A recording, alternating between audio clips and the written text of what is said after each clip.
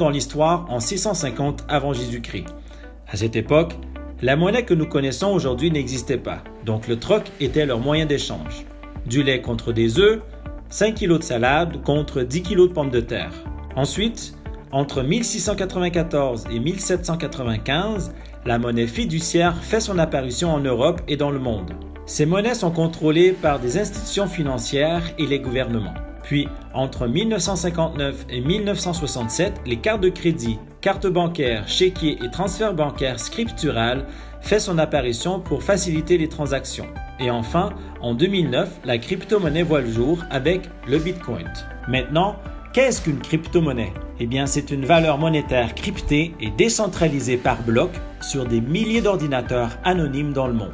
Pour que la crypto-monnaie fonctionne, cela prend un système de transmission d'informations sécurisé que nous appelons la blockchain. La blockchain est une technologie de stockage et de transmission d'informations transparente, sécurisée et fonctionnant sans organe central de contrôle. Par extension, une blockchain constitue une base de données qui contient l'historique de tous les échanges effectués entre ses utilisateurs depuis sa création. Tout comme un livre de compte crypté, la blockchain vérifie et valide les transactions avec des centaines d'ordinateurs. La blockchain est une étape obligatoire pour la création et l'échange de crypto-monnaies. Maintenant que nous savons ce qu'est une crypto-monnaie et une blockchain, qu'est-ce que le Bitcoin exactement? Le Bitcoin a été créé le 3 janvier 2009 sous le pseudonyme Satoshi Nakamoto, suite à la crise financière des subprimes en 2008. Nous pensons que c'est un groupe de personnes qui désirent rester anonymes. Le Bitcoin est la première monnaie décentralisée au monde. N'importe qui peut détenir, utiliser et envoyer des Bitcoins sans critères ni frontières. Les Bitcoins n'est contrôlé par aucun gouvernement, aucune banque, personne ou entreprise. Les frais de transaction sont ultra réduits et elle devient la nouvelle devise libre et anonyme du 21e siècle. Tout comme expliqué auparavant, les transactions sont possibles grâce à la blockchain sécurisée à 100%. Il n'y a aucun intermédiaire bancaire et c'est aussi simple d'envoyer ou de recevoir des bitcoins que d'envoyer un email. Et enfin, les transactions en envoi et réception se font en quelques secondes. Voyons comment tout cela a commencé. Le 21 mai 2010, le premier achat transactionnel en bitcoin. En effet, Lancelot Aniek, un développeur informatique, échange 10 000 bitcoins contre 2 pizzas, ce qui devient la première transaction officielle et lui donne une valeur réelle. Cet échange a permis de devenir la première transaction historique avec le Bitcoin.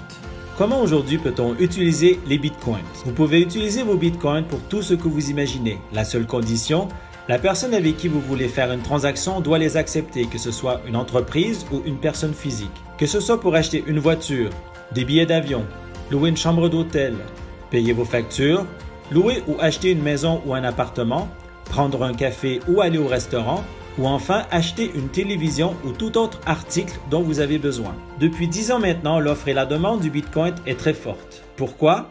Car il a été défini que seulement 21 millions de Bitcoins seront créés. Ceci provoque de la rareté due à sa forte demande, donc une augmentation de sa valeur tout comme l'or ou les diamants. Découvrez sur www.coindesk.com la valeur pour un Bitcoin aujourd'hui. Vous serez impressionné. Avant de continuer, le Bitcoin est créé grâce au minage. Tout comme pour extraire des diamants de la terre, le Bitcoin est miné grâce à des formules mathématiques très complexes avec des centaines d'ordinateurs surpuissants. Et au moment que ces formules sont résolues, un bloc de 6 à 12 Bitcoins sont créés. Il a été estimé que le dernier Bitcoin sera miné d'ici 2140 pour atteindre les 21 millions de Bitcoins. Qui s'intéresse au Bitcoin aujourd'hui? Voici quelques-unes des personnes et entreprises qui investissent dans le Bitcoin. L'homme d'affaires Richard Branson à la tête de Virgin, la Bourse de New York, Goldman Sachs, les banques américaines, BBVA, BNP Paribas, Capital One, Citigroup, PayPal, eBay, Google et même le MIT. Découvrez également plusieurs personnalités qui parlent ouvertement du Bitcoin. Et enfin, en 2017, Tobam est la première société en Europe qui crée le premier fonds d'investissement sur la crypto-monnaie. Et toujours en 2017, Global Investment Trading est la première salle de marché de crypto-monnaie en Afrique. Continuons notre investigation. Et malgré que le Bitcoin prend de la valeur chaque année, pourquoi s'y intéresser réellement? Aucun marché financier ne peut rivaliser avec lui. Quoique volatile, le Bitcoin peut être une valeur refuge comme l'or, l'argent, le pétrole ou les diamants. Le Bitcoin combat l'inflation et permet d'augmenter notre pouvoir d'achat.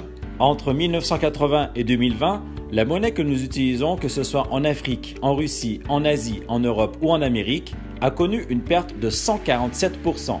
Plus proche de nous, entre 2000 et 2020, elle a connu une perte de 34%. Avec 100 $ en 1980, notre pouvoir d'achat était beaucoup plus important versus en 2020. Tandis que le Bitcoin, pendant la période 2009 et 2020, a connu un rebond de 100 000%. Oui, vous avez bien entendu, 100 000%. Voilà pourquoi il combat l'inflation. La rareté du Bitcoin et sa forte demande lui fait prendre de la valeur. Il a été estimé que d'ici 2022, le cours pour un Bitcoin pourrait atteindre 100 000 $. Nous vous remercions de l'attention particulière que vous avez portée à cette présentation. Rapprochez-vous de la personne qui vous a transmis cette information pour qu'elle puisse répondre à vos questions.